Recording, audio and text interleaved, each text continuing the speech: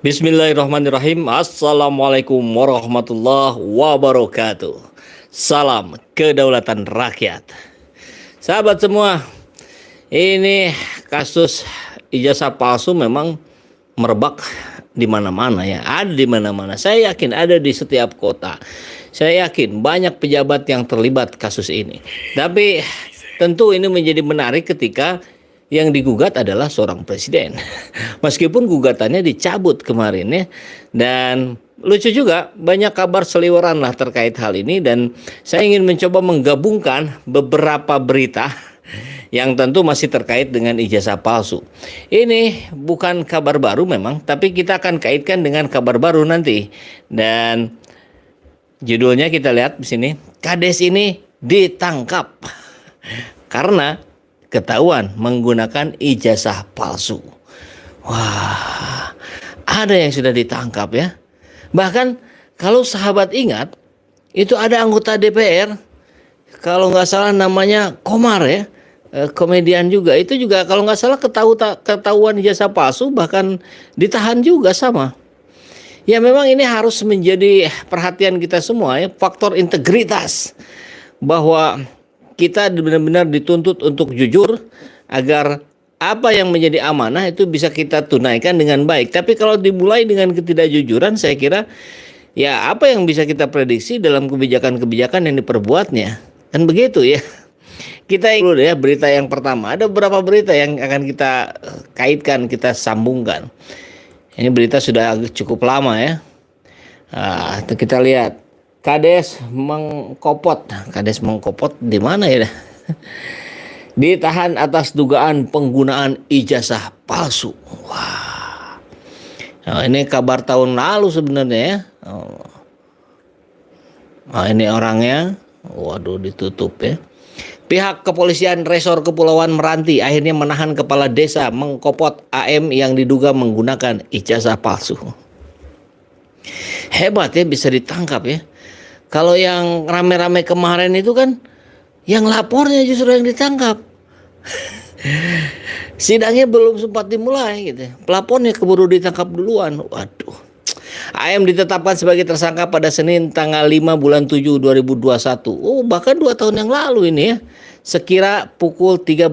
Pengusutan kasus dugaan penggunaan ijazah palsu tersebut pada Agustus 2019 lalu dan setelah adanya pengaduan dari masyarakat setempat pada 9 April 2020.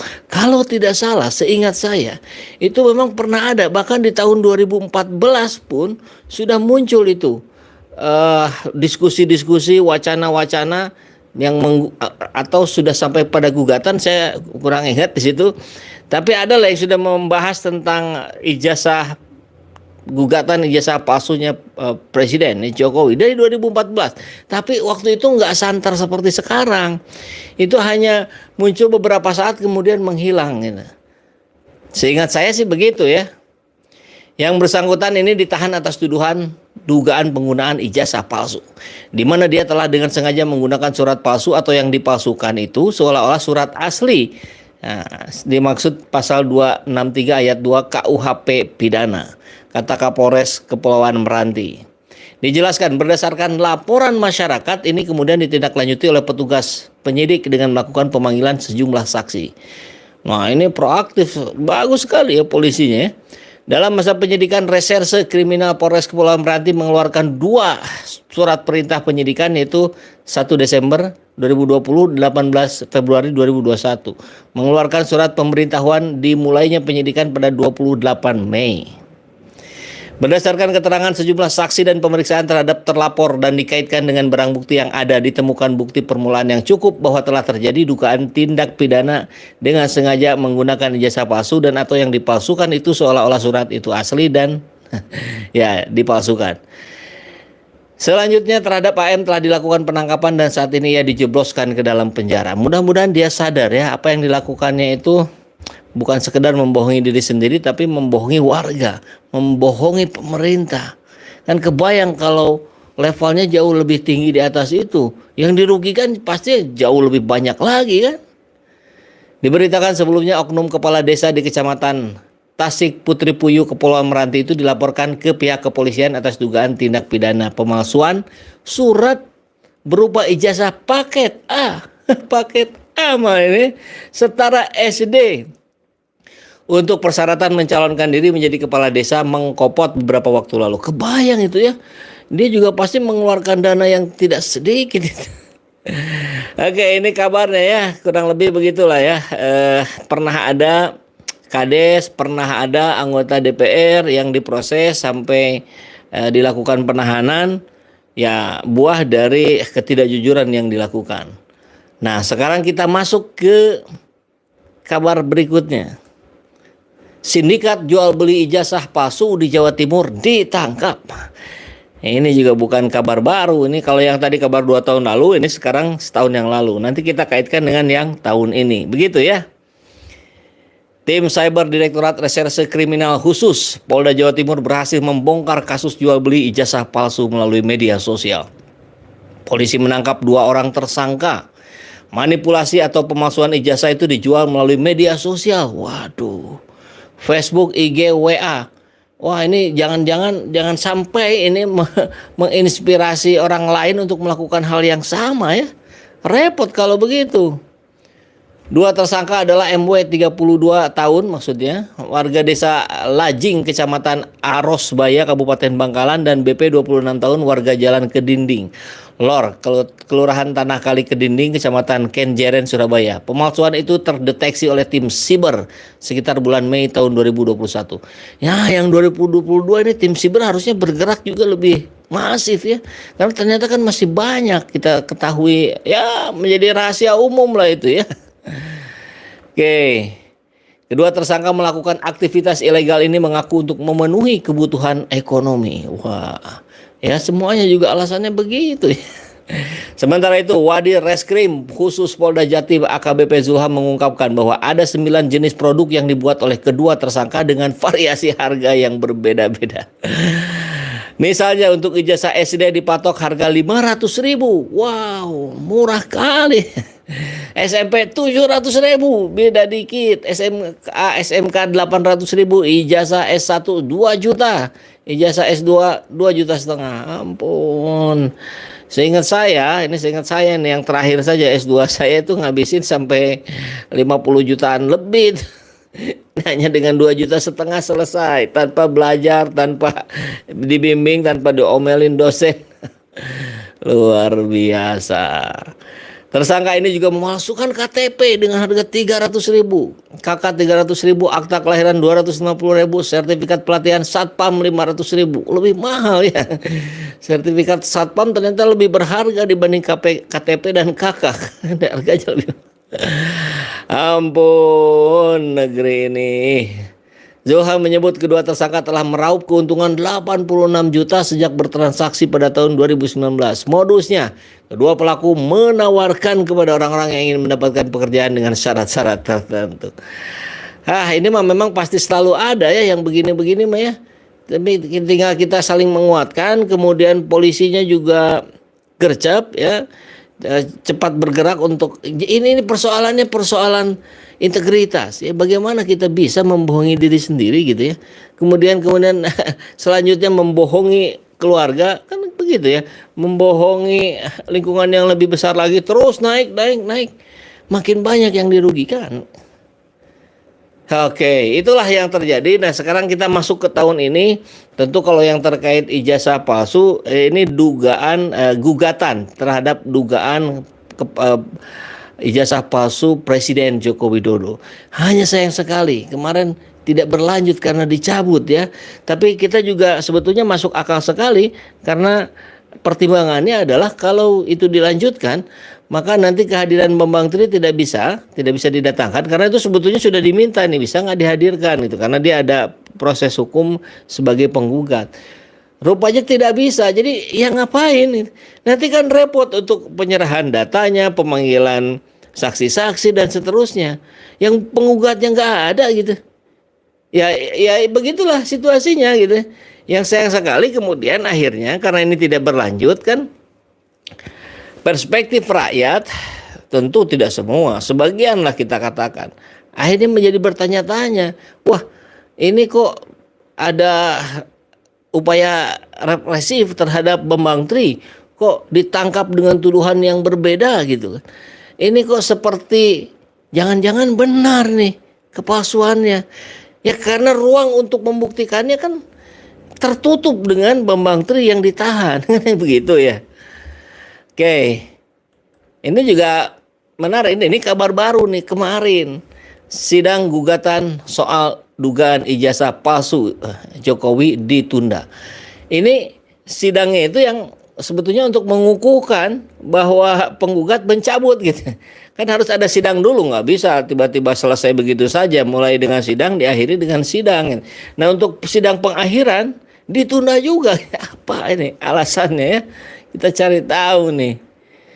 Majelis Hakim Pengadilan Negeri Jakarta menunda sidang gugatan dugaan ijazah palsu Jokowi yang diajukan oleh Bambang Tri Mulyono. Sidang tersebut ditunda gegara Ketua Majelis Hakim ada yang berhalangan hadir.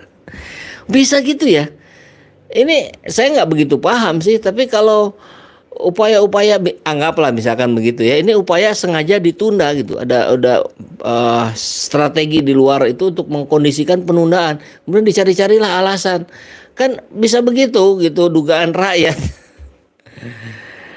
Majelis Hakim menunda persidangan sampai tanggal Senin 14 November. 2 minggu lagi. Padahal kemarin 31 Oktober ya harusnya ya. Itu sidang untuk memutuskan bahwa Bambang Tri mencabut gugatan. Dengan agenda pembacaan penetapan Ketua Majelis Hakim Pengadilan Negeri Jakarta Pusat terhadap permohonan pencabutan gugatan oleh penggugat, ujar Kepala Pusat Penerangan Hukum Kejagung Ketut Sumedana dalam keterangannya Selasa 1 November kemarin. Sidang tersebut digelar pada Senin kemarin diketahui meski pemohon Bambang Tri menyerahkan permohonan pencabutan pada 28 Oktober lalu, sidang lanjutan gugatan itu tetap dibuka karena telah diagendakan pada sidang selanjutnya. Kemudian hakim akan memberi penetapan bahwa pencabutan gugatan tersebut dikabulkan. Tapi nggak jadi karena ada hakim yang tidak hadir. Kenapa nggak hadir? Terhadap permohonan pencabutan yang diterima pada 28 Oktober tersebut, Majelis Hakim menyatakan pada prinsipnya diperbolehkan, ya memang boleh ya, mengingat gugatan belum dibacakan dan belum pada tahap tanya jawab sehingga tidak memerlukan persetujuan pihak tergugat. Namun sidang itu ditunda karena Ketua Majelis Hakim, ketuanya tidak hadir sehingga belum bisa memberikan penetapan soal pencabutan gugatan. Apa alasannya? Namun demikian Majelis Hakim belum dapat menentukan sikap dengan mengeluarkan penetapan mengingat Ketua Majelis Hakim dalam perkara tersebut masih mengikuti pendidikan dan pelatihan. Luar biasa ini. Jadi kalaupun ini berlanjut ya tidak dicabut gugatannya, ini akan ditunda juga gitu. Kenapa? Karena Ketua Majelis Hakimnya sedang belajar, sedang ikut pelatihan. Sedang ikut outbound mungkin ya. Kok bisa gitu? Saya nggak paham. Mungkin memang bisa dibuat begitu atau dibuat-buat gitu atau memang begitu adanya gitu. Nah, rakyat butuh penjelasan tentu ya yang masuk akal. Sidang tersebut dihadiri oleh para tergugat satu pihak Jokowi yang diwakili kuasa hukumnya. Oh, sekarang udah ada tuh jaksa pengacara negara dari Jamdatun Kejagung, tergugat 2 KPU, tergugat 3 MPR, dan tergugat 4 Kemendikbudristek. Hadir semuanya tuh, semuanya diwakili, nggak ada yang datang beneran. Namun pihak penggugatnya yang tidak hadir. Aduh, ya penggugat tidak hadir karena memang sudah mencabut gitu ya. Dan itu bisa diputuskan. Aneh. Nggak masuk akal gitu ya. Kok bisa ada upaya apa itu dengan mengulur-ngulur waktu? Oke, nah ini ada masukan penting dari Solo terhadap persoalan ini. Menarik kita kaji nih. Tokoh Mega Bintang Solo minta Ketua MPR, DPR, dan DPD memanggil Jokowi dengan membawa ijazah asli. Saya kira ini usulan yang hebat sekali. Usulan yang lain kan sudah disampaikan Amin Rais. Ini dicontoh ini tinggal diperlihatkan saja. Selesai, 3 menit selesai. Tidak jadi gaduh gitu. Ini Mudrik Setiawan. Ketua MPR, DPR, dan DPD harus segera memanggil Presiden Joko Widodo dan menunjukkan ke publik ijazah asli mulai dari SD, SMP, SMA. Pemanggilan ini untuk menghentikan kegaduhan ijazah milik Jokowi. Ini juga simpel gitu kan. forum pengadilan yang sudah tertutup gitu karena gugatannya dicabut, saya kira bisa ada legitimate. Apalagi kalau DPR, MPR dan DPD. Ini kan persoalannya persoalan marwah gitu sebagai presiden. Kan begitu ya. Demi menjaga kondusivitas di masyarakat serta kepastian informasi tentang keabsahan ijazah Bapak Presiden, dengan ini kami memohon kepada Ketua MPR RI, Ketua DPR RI, dan Ketua DPD RI untuk memanggil Bapak Presiden Insinyur Haji Joko Widodo untuk memberikan keterangan kepada rakyat Indonesia dengan menunjukkan ijazah asli SD, SMP, SMA. Simpel kan? Simpel sekali. Saya kira semua orang bisa melakukannya kalau ada ijazahnya. Kan mungkin saja terbakar misalkan, kan hilang, dicuri, mungkin juga nggak ada. Jangan berpikiran dulu kemana-mana. Ini disampaikan oleh tokoh mega bintang Solo Mudrik Setiawan Malkan Sangidu kepada redaksi suaranasional.com hari Rabu. Sekarang hari Kamis ya, kemarin. Kata Mudrik, terjadi kegaduhan sosial yang diakibatkan oleh gugatan saudara Bambang Tri Mulyono tentang keabsahan ijazah SD, SMP, SMA Bapak Insinyur Haji Joko Widodo Presiden Republik Indonesia di Pengadilan Negeri Jakarta Pusat. Sedangkan perkara tersebut belum mendapatkan keputusan yang pasti oleh majelis hakim, menggugat telah mencabut gugatannya sehingga hal tersebut menjadikan kesimpang siuran informasi di masyarakat. Ini keren sekali Pak Mudrik. Itulah yang terjadi di rakyat kita hari ini. Untuk menghentikan kegaduhan, kata Mudrik, Ketua MPR, DPR, dan DPD harus segera memanggil Presiden Jokowi dan menunjukkan ijazah aslinya. Simpel, saya kira begitu saja gitu. Nggak usah hal kecil dibesar-besarkan, harusnya begitu kan. Saya kira Bambang Tri juga tidak akan mempersoalkan terlalu kemana-mana. Tinggal ditujukan yang aslinya, sudah selesai. Kan sekarang dengan kesimpang siuran informasi seperti ini, akhirnya diskusi jadi kemana-mana. Jangan-jangan orangnya memang berbeda. Jangan-jangan itulah yang disebut dengan siapa ya? Hadi atau siapa itu? Yang mantan suaminya Idayati, adiknya Jokowi. Yang itu meninggal di tahun 2018. Sehingga dikaitkan bagaimana kematian itu dengan ijazah palsunya Jokowi. Ya macam-macam, kemana-mana. Luar biasa, ini harus segera dihentikan agar negeri ini, penguasa di sini bisa fokus membenahi carut marut segala aspek yang terjadi di Indonesia. Nggak terbawa-bawa urusan yang begini gitu loh. Ini kan bisa urusan menjadi kecil kalau segera ditunjukkan. Tapi kalau enggak ya membesar soalnya gitu. Begitu barangkali ya, sehingga kita berharap lah ya ada diskusi-diskusi yang bisa membawa kita pada solusi, bukan pada masalah ya. Oke. Standar hukum ganda. Waduh. Ya, begitulah katanya, tajam ke bawah, tumpul ke atas, bahkan ke samping pun tumpul. Mudah-mudahan itulah gambaran penegakan hukum kita di hari-hari kemarin. Hari ini tidak membaik. Keren kan kalau begitu? Negeri ini semakin aneh semenjak Jokowi jadi presiden. Oh begitu ya Pak Ibrahim. Baru di rezim ini banyak kebijakan-kebijakan dungu. Pak Ruslan, kayaknya pasti bukan Ruslan Buton ya. Pak Kades bisa ditangkap. Pak Lurah gimana? Kades sama Lurah itu selevel ya. Kalau Kades itu kan di daerah pedesaan itu. Kalau di daerah perkotaan itu Lurah. Jadi levelnya sama. Kalau Kades ditangkap karena ijazah palsu, pasti Lurah pun ditangkap. Karena kalau tertangkap sama kasus ijazah palsu. Tapi kalau levelnya agak di atas, nah itu yang dipertanyakan. Kalau di atasnya Pak Kades, begitu kan maksudnya ya. Sebetulnya bukan masalah ijazah palsunya, tapi permasalahannya ada di pihak lain yang ingin menyudutkan Kades tersebut. Jika benar ada kasus seperti ini, kenapa baru sekarang jadi masalah? Tidak dari awal, kata Muhammad Ramdan. Itu tadi Pak Ramdan, saya sudah sampaikan di 2014 pernah muncul, tapi gaungnya tidak sebesar sekarang. Yang ini kapan ya? Yang mana tuh? Kalau yang Kades itu sudah beritanya agak lama. Kalau penguasa bebas aman-aman saja, sak po lae dewe, sak karepe dewe. Jika bawahan yang tidak mau jadi penjilat ya disikat dan diinjak. Ngeri kali ya.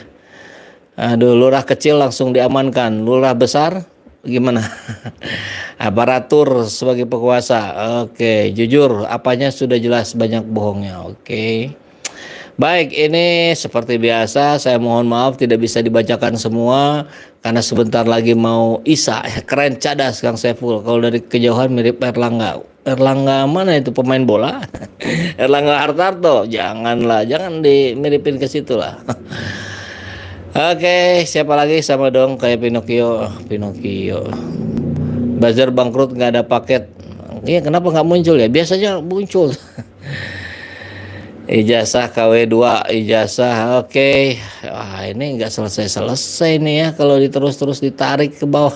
Baik, intinya begini, kita berharap kegaduhan ini cepat selesai dengan Pak Jokowi. Kalau kemarin diharapkan datang ke sidang ternyata tidak datang, ya sudahlah, usulan Pak Mudrik saja. DPR, MPR, DPD panggil Presiden Jokowi, minta tunjukkan ijazah aslinya. Selesai. Dan kami pun yakin akan keabsahan ijazah aslinya Pak Jokowi kalau yang dibawanya ijazah asli. Kan begitu ya, bukan fotokopian atau yang lain-lainnya. Sehingga selesai sudah, tidak ada lagi kegaduhan. Kita bersama-sama menatap ke depan untuk Indonesia yang lebih baik. Begitu ya. Mudah-mudahan didengar. Salam kedaulatan rakyat. Assalamualaikum warahmatullahi wabarakatuh.